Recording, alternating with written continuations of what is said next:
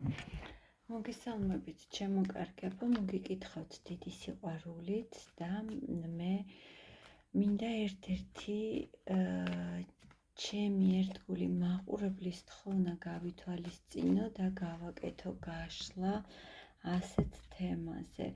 როგორ არის ჩაფიქრებული ადამიანი იქ, სადაც ახლა არის, ნანობს თავის საქციელს, როგორ არის იმ ურთიერთობაში, სადაც ახლა იმყოფება. პირველად ნახოთ რა ურთიერთობაა თქვენ შორის, უпростоრად რა იყო, იმიტომ რომ აქ არის გაჩერებული ურთიერთობა, სადაც ორივე მხარეს გაქვთ ღამის შფოთვები, უძილობა, სტრესი, ეს მამაკაცი შეიძლება ახლა დაოჯახებულია და ოჯახში იმყოფება, თუმცა აცნობიერებს აი ამ ყველაფერს, რის შედეგადაც მას ემოციური დისბალანსი აქვს და ძალიან განიცდის. იგივე შეიძლება ვთქვა თქვენზეც განიცდით, ბოლომდე ვერ უშვებთ ამ ადამიანს თქვენი რეალობიდან. იცით, რომ ეს ადამიანი წარსულის ადამიანია, მაგრამ ვერ უშვებთ ბოლომდე. მისი ფიქრები თქვენს მიმართ. ემოციები, გრძნობები აქვს, ფიქრობს თქვენზე, რა თქმა უნდა, მაგრამ ეს ფიქრები არის, იცით როგორი, აი გადასხვაფერებული.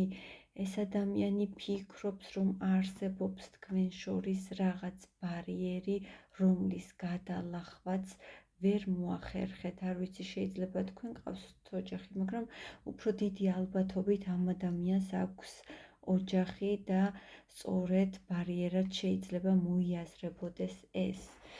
მისი გრძნობები თქვენს მიმართ. მეგობრებო, ეს ადამიანი გულით არა, გონებით ფიქრობს. გრძნობებში ნახეთ, მეგობრებო, აქვს საკმაოდ დიდი ტკივილი, იმედგაცრუება, ეს კარტი ღალატსაც ნიშნავს, მაგრამ შეიძლება სამკუთხედს ნიშნავდეს.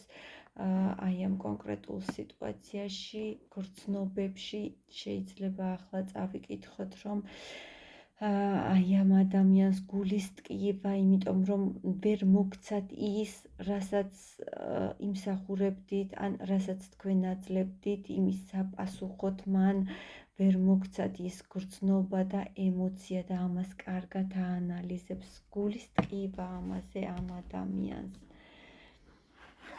რატომ ასე ეს ადამიანი, ეს გულის ტკივილი რატომ აქვს? იმიტომ მეგობრებო, რომ მიუხედავად იმისა, რომ წავიდა აი ამ ურთიერთობიდან, გავიდა ეს ადამიანი, მაინც აქვს აი ის მიჯაჭულობა თქვენს მიმართ და მეორე მხარეს არის ის დიდი ტვირთი, რომელიც შეიძლება ოჯახადაც მოვიაზროთ და ეს ტვირთი შეიძლება იყოს ის, რომ ამ ადამიანისთვის ტვირთია ის ყველაფერი, რომ უნდა რეალურად თქვენთან, მაგრამ აქვს ვალდებულება, რომელიც უნდა მან შეასრულოს. ნახოთ მთავარი კითხვა, როგორ გრძნობს იმ ურთიერთობაში თავს, სადაც ეს ადამიანი არის ახლა.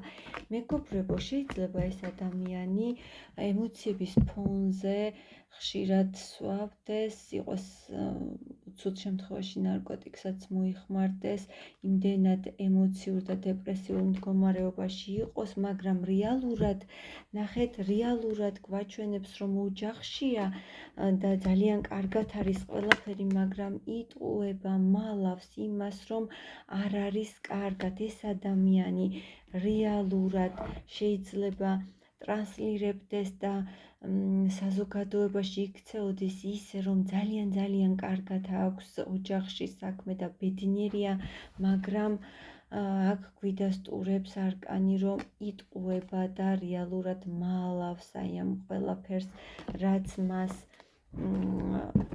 გულს ტკენს, და აი ამ გულის ტკივილს მიყავს აი ამ დეპრესიულ მდგომარეობამდე.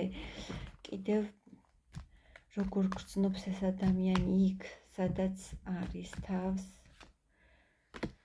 როგორ გრძნობს ეს ადამიანი, ძალიან დიდი ძალის ხმევის ფასად აჩვენებს იმას, რომ ძალიან დიდ ენერგიას ხარჯავს იმაში, რომ ვითომ და კარგად არის.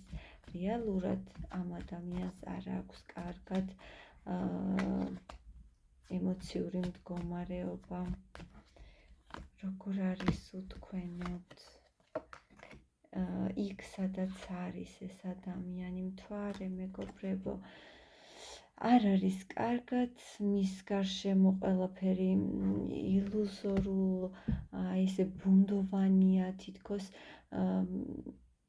ამ ადამიანს შეიძლება ძალიან დიდი მონატრება ეჭვია პერიოდულად, მთვარე პერიოდულობასაც მიგვანიშნებს და ძალიან ხშირად არის პერიოდები, რომ ძალიან ცუდად ამის გამო ეჭვიანობს თქვენზე, ეჭვიანობს, რომ მასთან აღარ ხართ და განიცდის ამას და ეს ადამიანი რეალურად იქ, სადაც არის, ნამდვილად არ არის კარგად სამწუხაროდ.